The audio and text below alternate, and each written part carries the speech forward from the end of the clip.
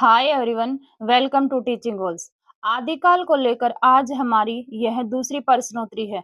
भाग एक पहले हम डिस्कस कर चुके हैं। अगर आपने उस भाग को नहीं देखा है तो जाकर देख लीजिए ताकि आप अपनी कमी को पहचान सकें। केवल थ्योरी क्लासेस करना ही जरूरी नहीं है। थ्योरी क्लासेस के साथ साथ आपको एमसीक्यू, पीवाईक्यू अपनी जो कमी है उसको भी जांचना जरूरी है। कॉपी पेन साथ रखिए, नंबरिंग करते हुए चलिए 1 2 3 4 5 50 आदि। सही है सही का निशान, गलत है तो गलत का निशान। जो क्वेश्चन गलत हुआ है उसके टॉपिक को भी साथ नोट करते हुए चलिए, बाद में जाकर उसको रिवाइज जरूर कीजिए। अगर आप इन थ्योरी क्लासेस को डिटेल में देखना चाहते हैं, जिनके मैं एमसीक्यू आपके सामने लेकर आई हूँ, तो उसके लिए आपको टीचिंग गोल्स ऐप डाउनलोड करना होगा। ऐप को डाउनलोड कीजिए, इनरोल कीजिए, बैच का हिस्सा बनिए और क्लासेस को जो थ्योरी क्लासेस वहाँ पर करवाई जा रही हैं उनको देखिए और फिर आप एमसीक्यू लगाइए और अपने लेवल को जाँचिए। वहाँ पर मैं संपूर्ण आदिकाल पूरा करवा चुकी हूँ। चलिए, आज का पहला क्वेश्चन आपके सामने है। पहला क्वेश्चन है कि भाषा की परीक्षा करके देखते हैं तो इस रासो की भाषा साहित्यिक नहीं राजस्थानी है। रामचंद्र शुक्ल ने यह कथन किस रासो के बारे में कहा है? सबसे पहले तो ये जो कोटेशन दी गई है, ये किसने दी है? रामचंद्र शुक्ल ने दी है। किसके बारे में कहा है ये आपको बताना है। भाषा की परीक्षा करते हैं तो इस रासो की भाषा साहित्यिक नहीं राजस्थानी है। ऐसा रामचंद्र शुक्ल का किस रासो के बारे में मानना है? आपके सामने ऑप्शन है पृथ्वीराज रासो, बिसलदेव रासो, खुमान रासो और हमीर रासो। तो ये रामचंद्र शुक्ल ने किसके बारे में कहा है बेटा? ये बिसलदेव रासो के बारे में कहा है। किस रासो के बारे में कहा है? बिसलदेव रासो के बारे में। पृथ्वीराज रासो के बारे में क्या कहते हैं कि भाषा की कसौटी पर इस ग्रंथ को कसते हैं तो हमें और निराश होना पड़ता है। और जो खुमान रासो है उसके अंतर्गत वो 3 खुमानों का जिक्र करते हैं, जिनमें वो खुमान द्वितीय हैं।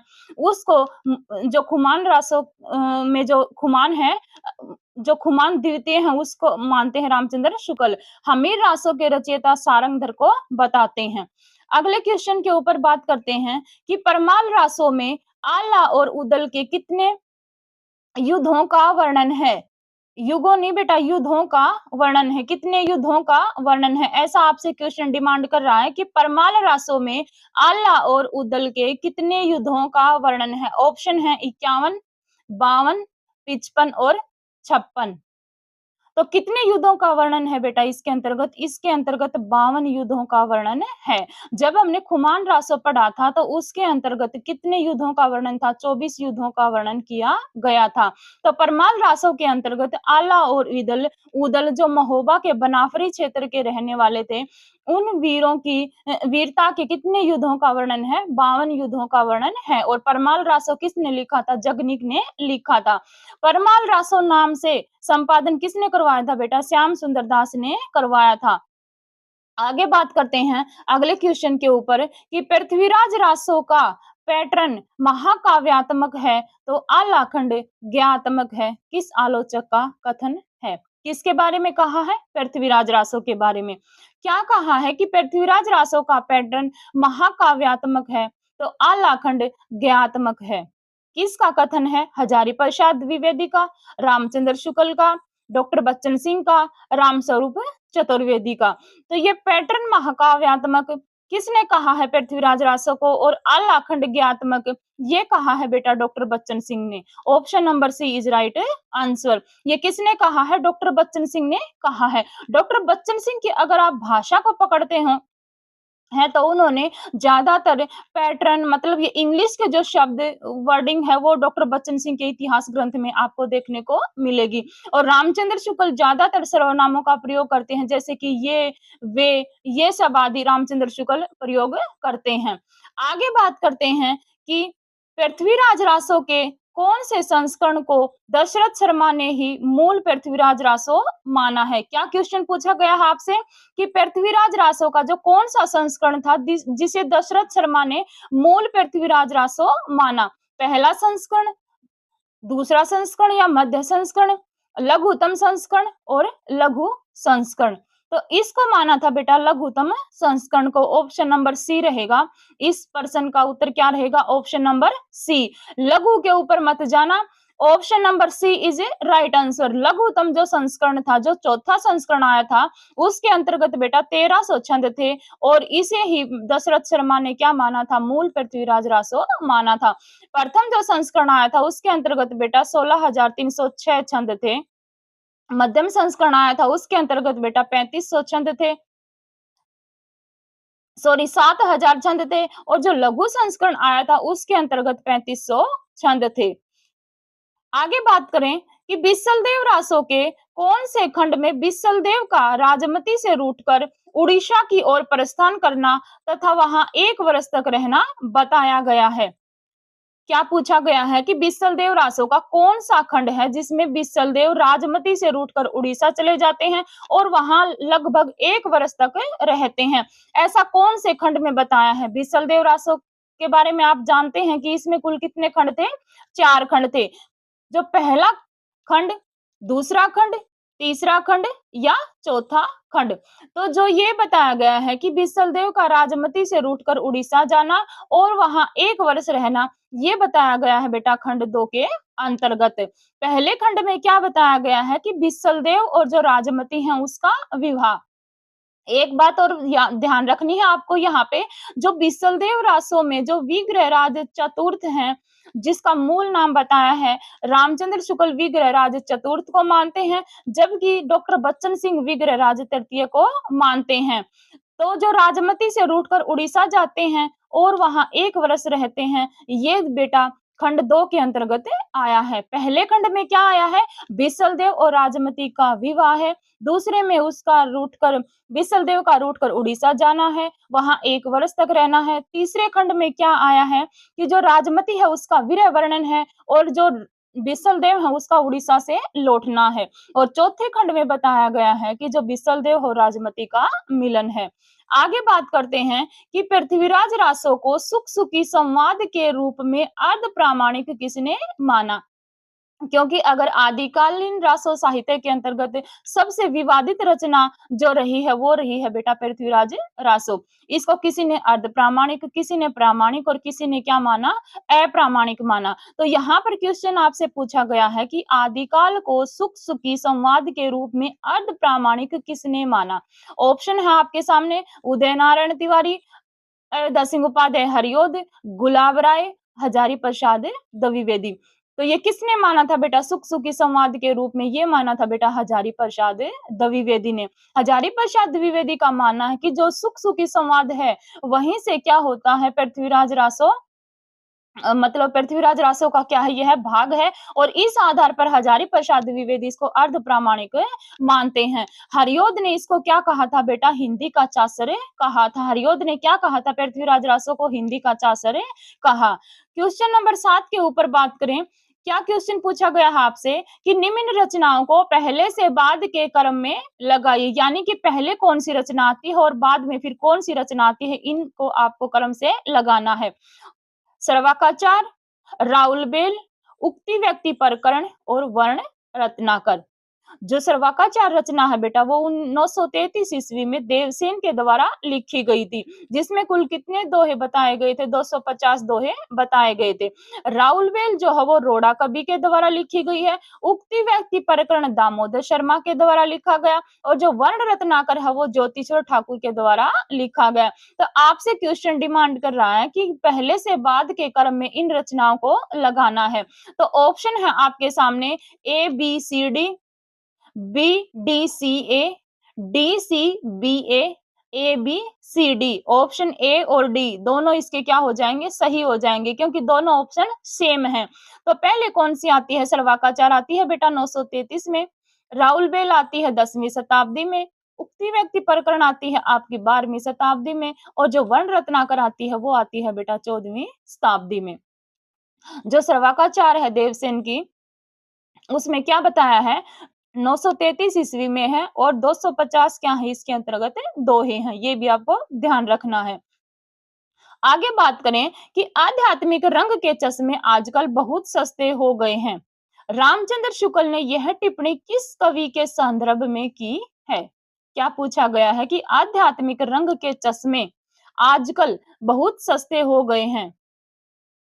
आगे एक कोटेशन और भी जाती है कि उन्हें चढ़ाकर जैसे गीत गोविंद के पदों को देखा जाता है वैसे ही विद्यापति के इन पदों को। तो रामचंद्र शुक्ल ये टिप्पणी किस कवि के बारे में कहते हैं? बिहारी के बारे में, विद्यापति के बारे में, रसखान के बारे में या मलुकदास के बारे में? तो जो ये पंक्ति कही है बेटा ये रामचंद्र शुक्ल ने विद्यापति के ऊपर कही है। किसके ऊपर कही है? विद्यापति के ऊपर। और विद्यापति को श्रृंगारिक कवि रामचंद्र शुक्ल ने माना था। आगे बात करते हैं, जय मयंक जस चंद्रिका किस कवि की रचना है? क्या क्वेश्चन पूछा गया है? जय मयंक जस चंद्रिका किस कवि की रचना है? भट्ट केदार की, गोपीचंद की, ज्योतिषवर ठाकुर की, मधुकर कवि की। तो जब मैं आपको ऐप पर क्लास करवा रही हूँ, साथ में आपको ट्रिक भी बताते हुए चलती हूँ कि आपको इस ट्रिक से इस रचना को याद करना है। तो मैंने क्या ट्रिक बताई थी बेटा इसकी 2 रचनाएँ आती हैं। एक तो आती है जय मयंक जस चंद्रिका और एक आती है जयचंद प्रकाश। तो दोनों रचनाओं में आप कन्फ्यूजन हो गए, इसके लिए मैंने बताया था कि जो मयंक शब्द है इसको आप पकड़ लो। मयंक से क्या हो जाएगा? मधुकर कवि। मयंक से क्या हो जाएगा? मधुकर कवि। तो जो जय मयंक जस चंद्रिका रचना है ये किस कवि की है बेटा? ये मधुकर कवि के द्वारा लिखी गई है। ज्योतिषवर ठाकुर की रचना आई है वर्ण रत्नाकर। अगले क्वेश्चन पर हम बात करें कि अमीर खुसरो किस तरह की रचनाओं के लिए प्रसिद्ध रहे हैं? जो अमीर खुसरो हैं वो किस तरह की रचनाओं के लिए उन्होंने ख्याति प्राप्त की थी? ऑप्शन है आपके सामने पहेलियां, मुकरियां, गजल, गीत और दोहे। वैसे तो जो ये आमिर खुसरो हैं इन्होंने गजल भी लिखी हैं और गीत भी लिखे हैं।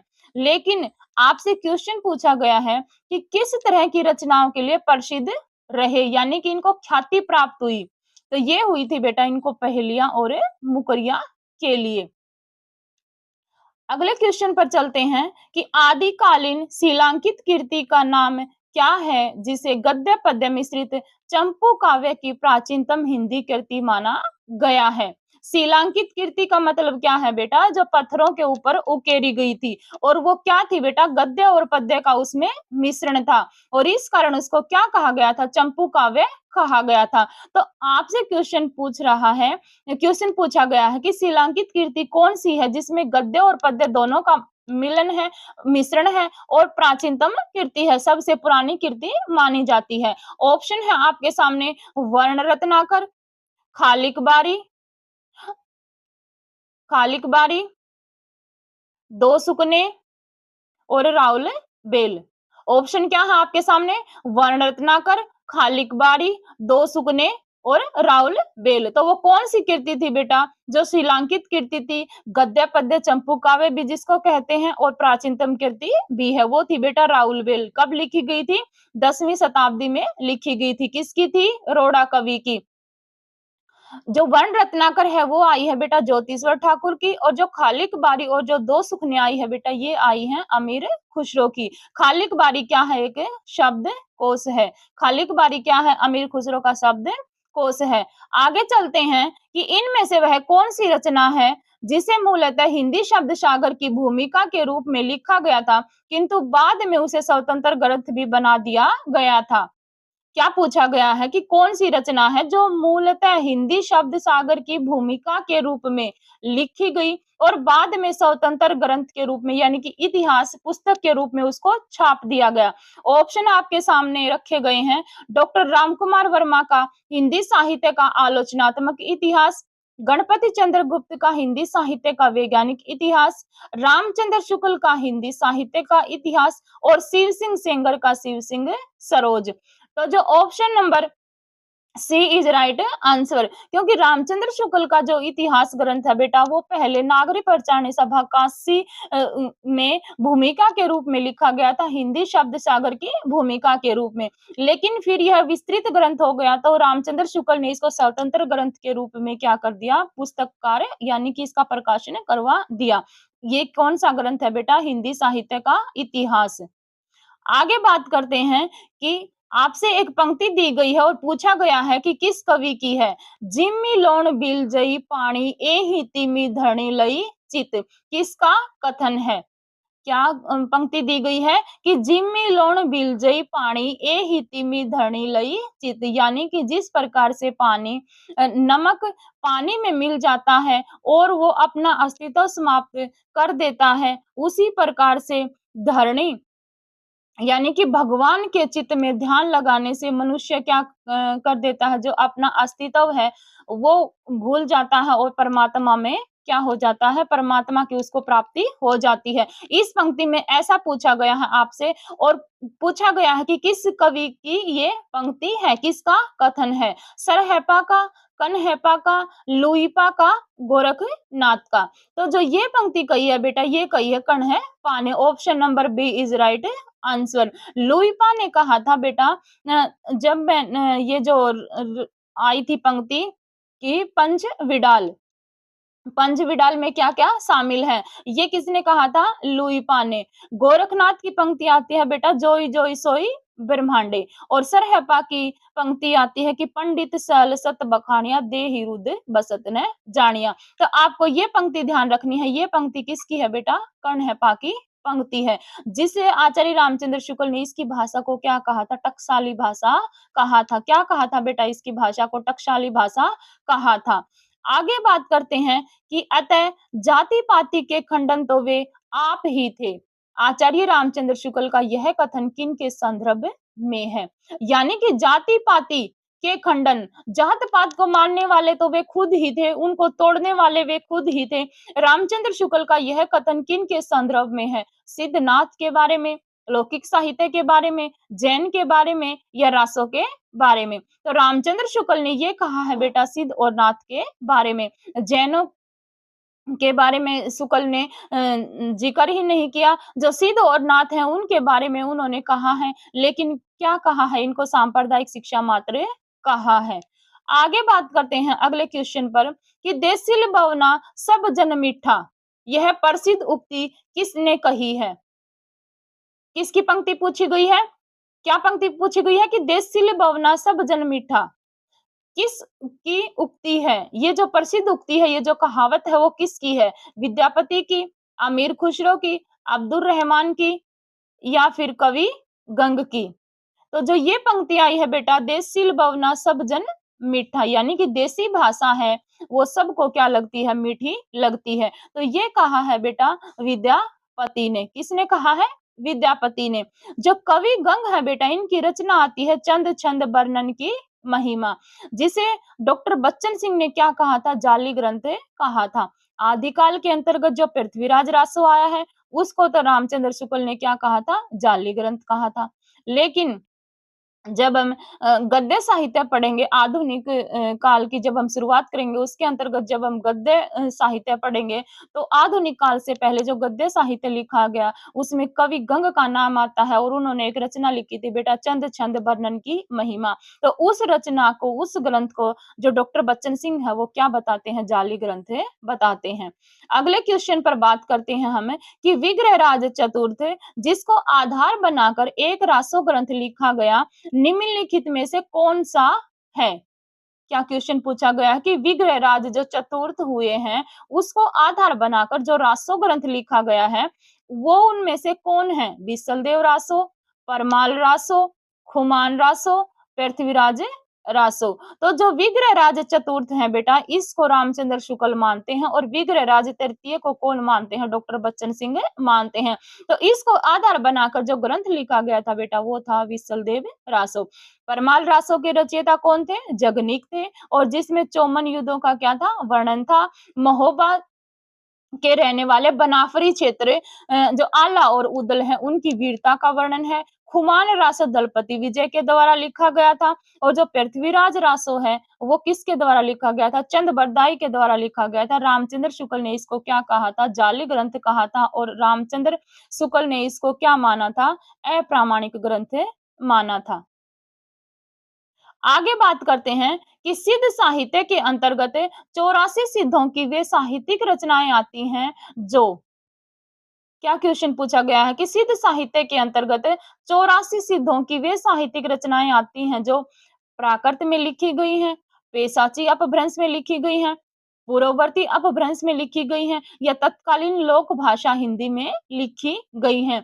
तो 84 सिद्धों के अंतर्गत जो साहित्यिक रचनाएं आती हैं बेटा वो किस में लिखी गई थी? तत्कालीन लोक भाषा में लिखी गई थी। उस समय तत्कालीन समय में वातावरण में जैसी भाषा थी, जैसी बोली बोली जा रही थी, उसके ऊपर क्या लिखा था? साहित्य लिखा था। किन्होंने लिखा था? सिद्धों ने। आगे बात करते हैं कि सखी पिया को जो मैं न देखूं, कैसे काटूं अंधेरी रतियां, किस कवि की काव्य पंक्तियां हैं? मुल्ला दाऊद की, अमीर खुसरो की, कुतुबुन की या विद्यापति की? तो जो ये प्रसिद्ध पंक्ति आई है बेटा ये आई है अमीर खुसरो की। मुल्ला दाऊद की रचना है बेटा चंदायन, जिसको डॉक्टर रामकुमार वर्मा ने अवधि की पहली रचना माना है। विद्यापति की रचना कीर्तिलता और कीर्ति पताका, दान वाक्यावली और पदावली और गोरख विजय क्या है? इनका नाटक है। अगले क्वेश्चन पर बात करते हैं कि रत्नाकर जोपम कथा पुस्तक का संबंध किससे है? कौन सी पुस्तक पूछी गई है? रत्नाकर जोपम कथा। इस पुस्तक के बारे में पूछा गया है कि इसका संबंध किससे है? महायानी सिद्ध से, बज्जरयानी सिद्ध से, नाथ से या जैन से? तो रत्नाकर जोपम कथा आई है बेटा, इसका संबंध आया है बज्जरयानी सिद्धों से। किससे आया है? बज्जरयानी सिद्धों से। ध्यान रखना है और मोस्ट इंपोर्टेंट पुस्तक है बेटा, अभी तक पूछी नहीं गई है, आगे हो सकता है इसको पूछ लिया जाए। आगे बात करते हैं कि उक्ति व्यक्ति प्रकरण की भाषा को प्राचीन कोसली अवधि किसने कहा? जो उक्ति व्यक्ति प्रकरण है, जो दामोदर शर्मा के द्वारा लिखा गया है, उसकी भाषा को बताया गया है कि प्राचीन कोसली अवधि किसने कहा है? ऑप्शन है आपके सामने, सुनीति कुमार चटर्जी, हजारी प्रसाद द्विवेदी, दामोदर शर्मा या इनमें से कोई नहीं। तो ये प्राचीन कोसली अवधि किसने कहा था बेटा? ये कहा था सुनीति कुमार चटर्जी ने। किसके बारे में कहा था? उक्ति व्यक्ति प्रकरण की भाषा के बारे में कहा था। अगले क्वेश्चन पर बात करते हैं कि सिद्धों के बारे में प्रथम जानकारी किस ग्रंथ से प्राप्त होती है? जो सिद्ध है, 84 सिद्ध माने गए हैं, उनके बारे में सबसे पहले जानकारी हमें किस पुस्तक से मिलती है? ये क्वेश्चन आपसे पूछा गया है और ऑप्शन है आपके सामने, उक्ति व्यक्ति प्रकरण, वर्ण रत्नाकर, राउल बेल या कुवलय माला। तो ये बताया गया है बेटा किस ग्रंथ से हमें मिलती है? तो ये है वर्ण रत्नाकर, जो ज्योतिषोर ठाकुर की रचना है। इसमें इन्होंने 78 सिद्धों के बारे में बताया है। लेकिन राहुल सांकृत्यायन कितने सिद्धों की बात करते हैं? 84 सिद्धों की बातें करते हैं। राउल बेल जो है वो रोड़ा कवि के द्वारा लिखी गई है और उद्धव तंसुरी की कौन सी आई है बेटा? कुवलय माला। उक्ति व्यक्ति प्रकरण दामोदर शर्मा का ग्रंथ है। आगे बात करते हैं अगले क्वेश्चन पर कि वर्ण रत्नाकर में कुल कितने सर्ग हैं और उन सर्गों को क्या कहा गया है? कौन सी रचना पूछी गई है? वर्ण रत्नाकर किसकी है? ज्योतिषवर ठाकुर की। पूछा गया है कि कुल कितने सर्ग हैं और उन सर्गों को क्या कहा गया है? ऑप्शन है 6 सर्ग सर्ग, 7 सर्ग कल्लोल, 8 सर्ग कल्लोल, 9 सर्ग कल्लोल। तो इसका option number C is right answer, क्योंकि जो वर्ण रत्नाकर है उसमें बेटा 8 सर्ग हैं और जो सर्ग हैं उनको क्या कहा गया है? कल्लोल कहा गया है। जो विद्यापति की रचना आती है कीर्तिलता, उसमें भी क्या है बेटा? 4 अध्याय हैं और उन अध्यायों को क्या कहा गया है? कल्लोल कहा गया है। ये भी आपको ध्यान रखना है। अगले क्वेश्चन पर हम बात करते हैं कि इस पुस्तक ने असम, बंगाल और उड़ीसा के वैष्णव को खूब प्रभावित किया। हजारी प्रसाद द्विवेदी का यह कथन विद्यापति की किस रचना के ऊपर है? सबसे पहले तो किसने कही है ये पंक्ति? ये कही है बेटा हजारी प्रसाद द्विवेदी ने। और क्यों क्या कहा है कि इस पुस्तक ने असम, बंगाल और उड़ीसा के वैष्णव को खूब प्रभावित किया? तो ऑप्शन है कीर्तिलता, पदावली, कीर्ति पताका, दान वाक्यावली। तो ये कहा है बेटा हजारी प्रसाद द्विवेदी ने पदावली के बारे में। किसके बारे में कहा है? पदावली के बारे में। कीर्तिलता को क्या कहा था? भ्रंग भ्रंगी संवाद कहा था। किसने कहा था? हजारी प्रसाद द्विवेदी ने। और कीर्तिलता में कीर्ति सिंह की वीरता का वर्णन है और स्वयं विद्यापति ने इसको क्या कहा था? पुरुष कहानी कहा था। जो कीर्ति पताका आई है इसमें शिव सिंह और उनकी पत्नी जो लखीमा है उनका वर्णन है, और शिव सिंह और लखीमा को यहाँ क्या माना गया है, राधा और कृष्ण का प्रतीक माना गया है। जो दान वाक्यावली रचना है बेटा विद्यापति की, इसमें राजा नरसिंह का वर्णन है। किसका वर्णन है, राजा नरसिंह का। अगले क्वेश्चन पर बात करते हैं कि इसके दोहे श्रृंगार रस के आगे चलकर बिहारी के काव्य में प्रतिफलित हुए। डॉक्टर नगेंद्र यहाँ पर दोहे किस रचना के ऊपर कह रहे हैं, यानी इसके दोहे, यहाँ पर कोई रचना है बेटा, और डॉक्टर नगेंद्र का मानना है कि जो ये दोहे हैं श्रृंगार रस के आगे चलकर जो बिहारी कवि आए हैं, बिहारी के काव्य में प्रतिफलित हुए। तो डॉक्टर नगेंद्र का मानना है कि वे दोहे कौन सी रचना के हैं जिनका प्रभाव विद्यापति के ऊपर पड़ा। किसके ऊपर पड़ा, बिहारी के ऊपर पड़ा। वर्ण रत्नाकर, पदावली या कीर्ति लता। तो ये कहा है बेटा, किसके बारे में कहा है, ये कहा है ढोला मारूरा दोहा के बारे में। ऑप्शन नंबर ए यहाँ पर रह गया बेटा, सॉरी मेरे को दिखाई नहीं दिया। Option number A is right answer. तो ध्यान रखना है डॉक्टर नगेंद्र ने ये दोहे, जो दोहे प्रयोग किया है ये किसके बारे में किया है, ये किया है ढोला मारूरा दोहा के ऊपर। आगे बात करते हैं कि पृथ्वीराज रासो को प्रामाणिक मानने वाले विद्वानों में शामिल है। क्वेश्चन क्या पूछा गया है, प्रामाणिक मानने वालों में शामिल है। कौन सा ग्रंथ है, पृथ्वीराज रासो। मैंने बताया था कि आदिकाल के अंतर्गत अगर सबसे विवादित रचना रही है तो वो है बेटा पृथ्वीराज रासो। इसको कोई प्रामाणिक, कोई अप्रामाणिक और कोई अर्ध प्रामाणिक मानता है। तो क्वेश्चन आपसे पूछा गया है कि प्रामाणिक मानने वाले विद्वानों में शामिल हैं। क्वेश्चन को ध्यान से देखना है। आचार्य रामचंद्र शुक्ल, श्याम सुंदर दास, डॉक्टर बुल्लर और श्यामल दास। तो ये पूछा गया है बेटा, ये कौन से शामिल हैं, श्याम सुंदर दास। ऊपर के जो ये तीनों आलोचक आए हैं ये किस में आते हैं बेटा, अप्रामाणिक मानने वालों में आते हैं। तो पृथ्वीराज रासो को प्रामाणिक मानने वाले विद्वानों में शामिल कौन थे, श्याम सुंदर दास। आगे बात करते हैं कि इस ग्रंथ में श्रृंगार की ही प्रधानता है, वीर रस किंचित आभास मात्र है। रामचंद्र शुक्ल का यह कथन किस रासो के ऊपर है। क्या क्वेश्चन है कि इस ग्रंथ में कौन सा ग्रंथ है जिसमें श्रृंगार की ही प्रधानता है, यानी कि श्रृंगार ही उसमें रहा है, वीर रस तो हमें केवल आभास मात्र मिलता है। तो ये बिसल देव रासो के बारे में, खुमान रासो के बारे में, हमीर रासो के बारे में या पृथ्वीराज रासो के बारे में। तो ये कहा था बेटा आचार्य रामचंद्र शुक्ल ने बिसल देव रासो के बारे में, क्योंकि बिसल देव रासो क्या है, श्रृंगार प्रधान रचना है। वीर रस का वहां जो युद्ध वगैरह है उनका वर्णन बहुत कम देखने को मिलता है। ऐसा किसका मानना है, रामचंद्र शुक्ल का मानना है।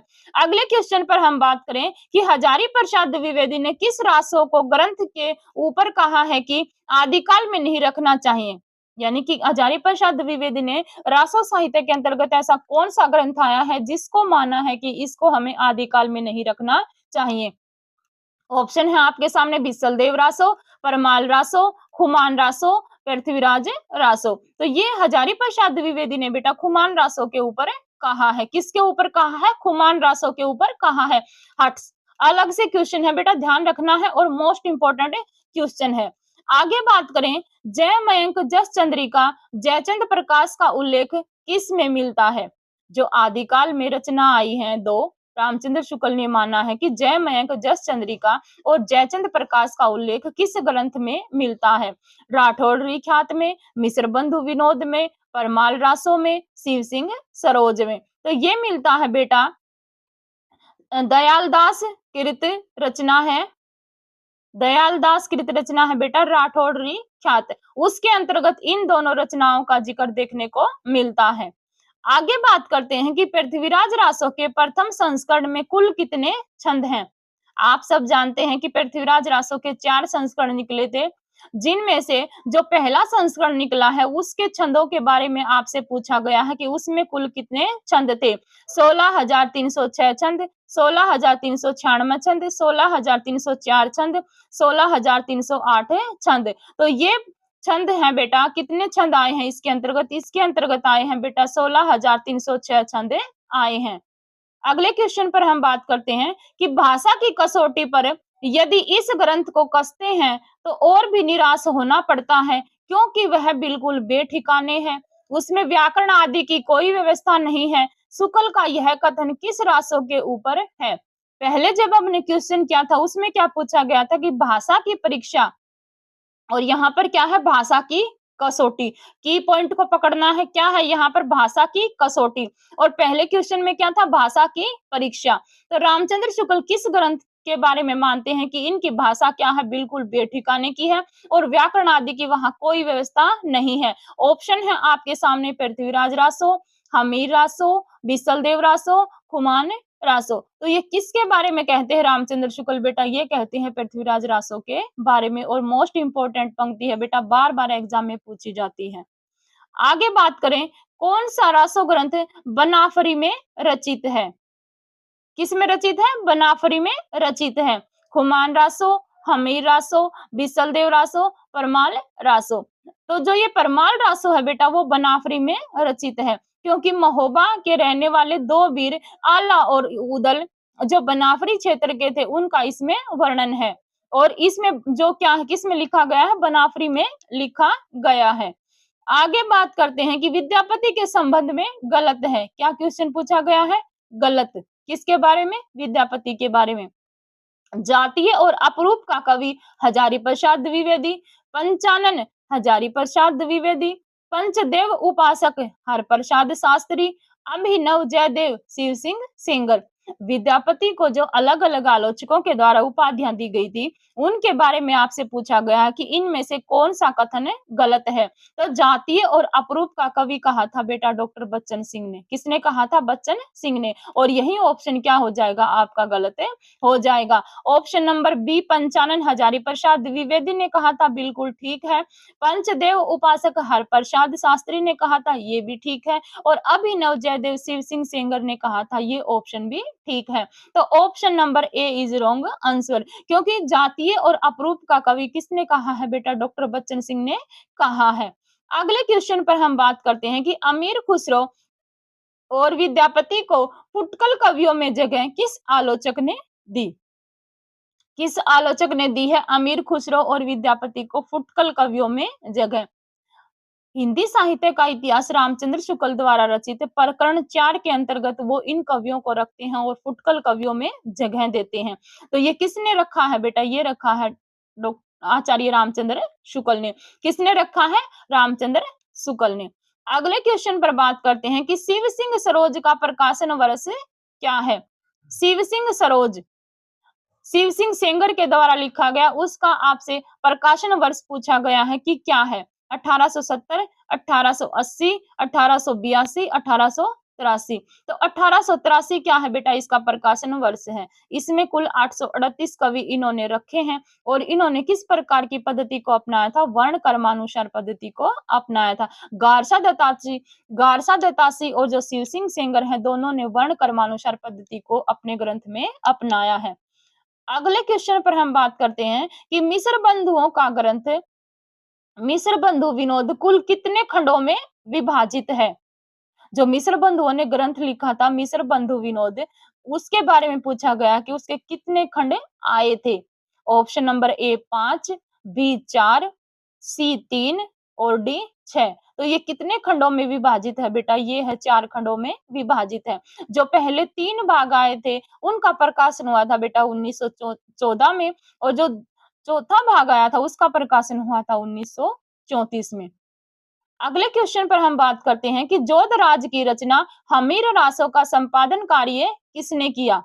जोधराज की रचना मानी है बेटा हमीर रासो, और उसका संपादन कार्य पूछा गया है कि किसने किया था। वैसे हमीर रासो के रचयिता हम सारंगधर या जज्जल कवि को मानते हैं। सारंगधर को माना है रामचंद्र शुक्ल ने और जज्जल कवि को माना है राहुल सांकरत्या ने। लेकिन क्वेश्चन आपसे क्या पूछा गया है कि जोधराज की रचना हमीर रासो और उसका संपादन कार्य किसने किया? क्वेश्चन को ध्यान से देखना है। ऑप्शन है श्याम सुंदर दास, हजारी प्रसाद द्विवेदी, डॉक्टर बच्चन सिंह, रामचंद्र शुक्ल। तो जोधराज की जो रचना है हमीर रासो, उसका संपादन किया था बेटा श्याम सुंदर दास ने। और मोस्ट इंपोर्टेंट क्वेश्चन है बेटा। अगले क्वेश्चन पर हम बात करते हैं, विद्यापति ने अपनी किस रचना को पुरुष कहानी कहा? विद्यापति ने अपनी कौन सी रचना मानी जिसको पुरुष कहानी कहा? कीर्तिलता, कीर्ति पताका, पदावली या दान वाक्यावली? तो जो ये पुरुष कहानी कहा था बेटा, ये कहा था विद्यापति ने स्वयं ने कीर्तिलता के बारे में। जो कीर्ति पताका है वो शिव सिंह के ऊपर लिखी गई, पदावली मैथिली में रचित है, ख्याति का आधार ग्रंथ विद्यापति की यही रचना है और जो दान वाक्यावली है वो नरसिंह के ऊपर लिखी गई है। अगले क्वेश्चन पर बात करते हैं कि यह गूंज मात्र है, मूल शब्द नहीं। रामचंद्र शुक्ल का यह कथन किस रासो के बारे में है? क्या कहा है? गूंज मात्र है, मूल शब्द नहीं। रामचंद्र शुक्ल का यह कथन किस रासो के बारे में है? परमाल रासो, हमीर रासो, खुमान रासो, पृथ्वीराज रासो। तो ये कहा है बेटा परमाल रासो के बारे में, क्योंकि परमाल रासो जो ग्रंथ है बेटा वो केवल बोलने के लिए, यानी कि जो बनाफरी जो क्षेत्र है वहां पर हमें देखने को मिलता है, लिखित रूप में ये ग्रंथ हमें नहीं मिलता। तो रामचंद्र शुक्ल का यही मानना है कि गूंज मात्र है, मूल शब्द नहीं। कौन सा रासो है? वो परमाल रासो। अगले क्वेश्चन पर हम बात करते हैं कि अम अमीर खुसरो के बारे में गलत कथन है। क्या पूछा गया है? अमीर खुसरो के बारे में पूछा गया है आपसे, और वो भी क्या पूछा गया है? गलत कथन है। ये फारसी के बहुत अच्छे ग्रंथकार थे, ये बड़े ही विनोदी और मिलनसार थे। इनमें उक्ति व चित्रे की प्रधानता है। कुछ रसीले गीत और दोहे इन्होंने नहीं कहे हैं। तो option number D is wrong answer, क्योंकि जो कुछ रसीले गीत और दोहे क्या कहे हैं? अमीर खुसरो ने कहे हैं। और जो ये सब पंक्तियां आई हैं बेटा, ये रामचंद्र शुक्ल के ग्रंथ से उठाई हैं। ये फारसी के बहुत अच्छे ग्रंथकार थे, बिल्कुल ठीक। बड़े ही विनोदी, मिलनसार और सहृदय थे, बिल्कुल ठीक। इनमें उक्ति व चित्रे की प्रधानता थी, बिल्कुल ठीक। लेकिन कुछ रसीले गीत और दोहे इन्होंने नहीं कहे हैं। ये नहीं क्या कर गया? इस क्वेश्चन को गलत कर गया। तो कुछ रसीले गीत और दोहे इन्होंने कहे हैं। आज का लास्ट क्वेश्चन है बेटा कि निम्न में से गलत कथन है। क्या पूछा गया है? गलत पूछा गया है। विद्यापति श्रृंगारिक कवि रामचंद्र शुक्ल, डॉक्टर रामकुमार वर्मा और रामरक्स बेनीपुरी मानते हैं। यदि खुसरो मुझसे पूछेगा कि संसार में रहकर तुम्हारी उपलब्धि क्या थी, तो मैं अमीर को आगे कर दूंगा, निजामुद्दीन औलिया ने कहा।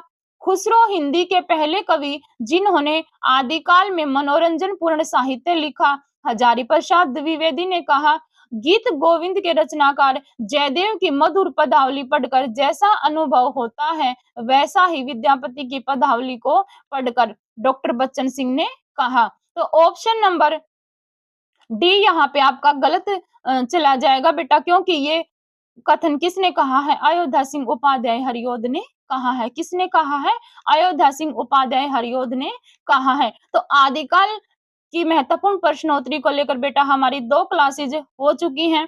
इसमें मैंने संपूर्ण आदिकाल को कवर करने का प्रयास किया है। अगर आप इन क्लासेस को पॉइंट टू पॉइंट बिल्कुल डिटेल में पढ़ना चाहते हैं और चाहते हैं कि हम फर्स्ट अटेम्प्ट में ही अपना एस्टेट क्लियर करें, तो टीचिंग गोल्स ऐप को डाउनलोड कीजिए, इनरोल कीजिए, बैच का हिस्सा बनिए, हमारे साथ जुड़िए और अपने लेवल को जांचिए।